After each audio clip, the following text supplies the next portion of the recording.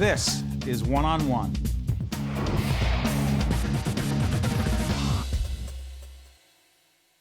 There she is, Laura Schroff. She is the author of An Invisible Thread. Good to see you, Laura. Thank you so much for having me. Our pleasure. And your co-author is? Alex Trzanowski. This is an amazing book. Thank you so much. Incredible story. Here's the deal, as I understand it. In 1986, a fate encounter with an 11-year-old boy. His name is? Maurice Mazak. Maurice is begging for money. Where? On West 56th Street, right by Broadway. I'm sitting there thinking, we're at 66th and Broadway right now. Right down the street. At our Lincoln Center studio, WNEC studio. So you run into this young boy, and he is begging for? Change, spare change. Okay. And you're doing what at the time? You're a successful newspaper executive. I'm actually working at USA Today, but I had the day off. It was Memorial Day weekend. Okay. Talk to us. Labor Day weekend, actually. Got it. What happens? And I came out of my building. I walked up 56th Street, and this young boy in burgundy sweats said to me, "Excuse me, lady, I'm really hungry. Do you have any spare change?" And I said no, and I walked away.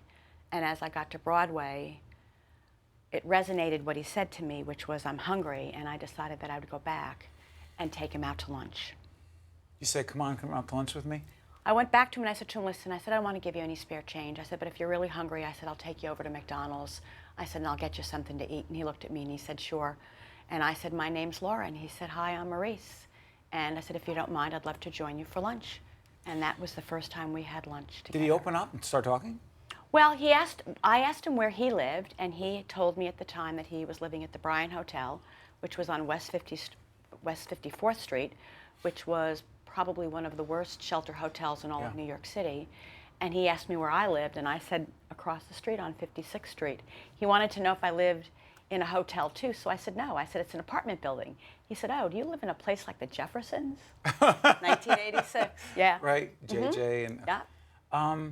describe what he was living in terms of what his life was like.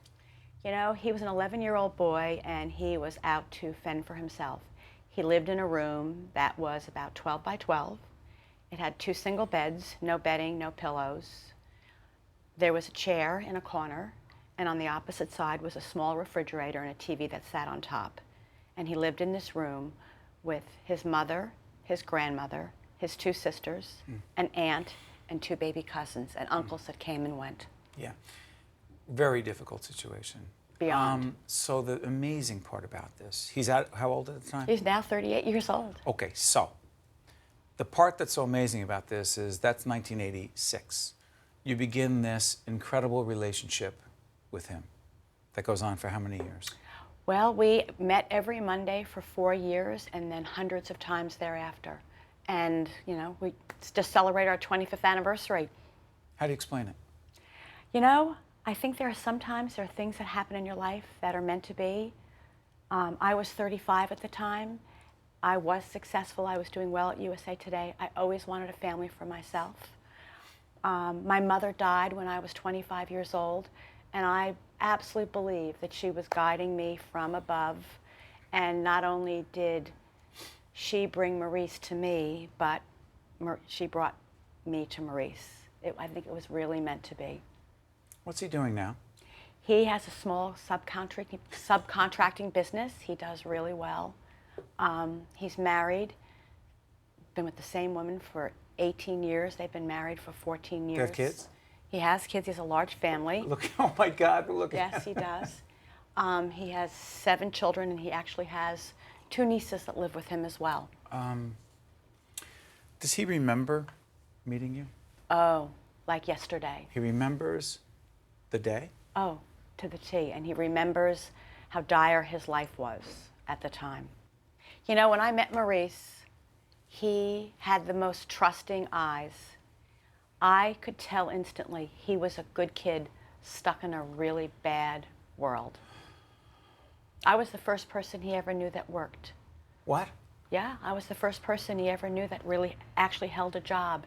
His father left when he was 6 years old. He was a gang member. And his mother, whom he loved dearly, was a heroin and crack addict. As a child, he could never remember food being in the refrigerator, only water and baking soda to cook the drugs. You know, a lot of people watching the show right now are saying, you know, you're some sort of saint, you know, you're an incredible person.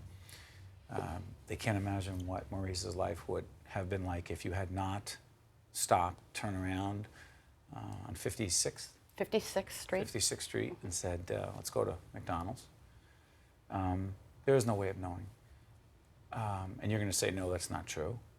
Well, I can tell you that most of the people that he knew back then are either in jail or dead.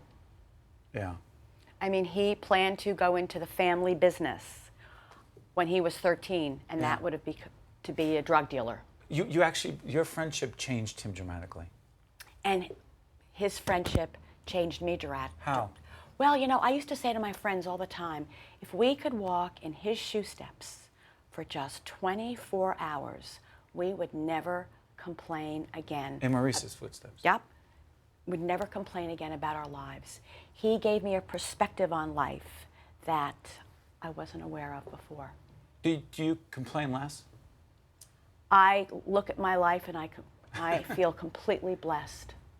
You know, Maurice was an unhidden blessing, and I think that for people, if they're willing to open up their eyes, there's so much that's around them. There is an invisible thread that connects so many people.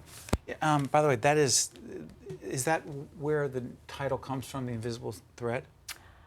An invisible thread's an old Chinese proverb, and it's an invisible thread connects those that are destined to meet, regardless of time, place, and circumstance. The thread may tangle or twist, but it'll never break. Were you and Maurice meant to be friends? Absolutely. But you could have taken a different route to work. He may not have been on that corner. You may not have turned around and asked him. He may have said, no, I want money, and if you don't have money, I don't want to go to lunch. But you're still, in your mind, your heart, you know, your soul. I absolutely believe it was meant to be. Why is there a brown paper bag in the book? The brown paper bag.